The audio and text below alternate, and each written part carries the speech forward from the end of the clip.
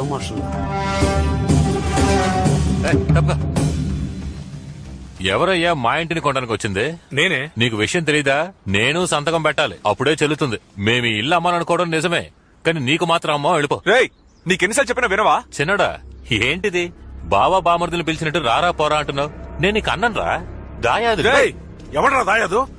అర్థం లేని పిచ్చి వాగుడు వాగితే పళ్ళు రాలుతాయి రాసుకెళ్ళి. గొడవలు ఎందుకు లేని ఊరుకుంటుంటే పితలాటకం చేస్తున్నావా? ఎవరు బతుకుండగానే చచ్చిపోయినట్టు ఊరినే మోసం చేసిన నీదేనయ్యా పెత్తలాటకం. నన్ను అంటున్నాడు ఈయన. తాతయ్య, రేయ్, ఎక్కడికొచ్చి ఏం మాట్లాడుతున్నావు?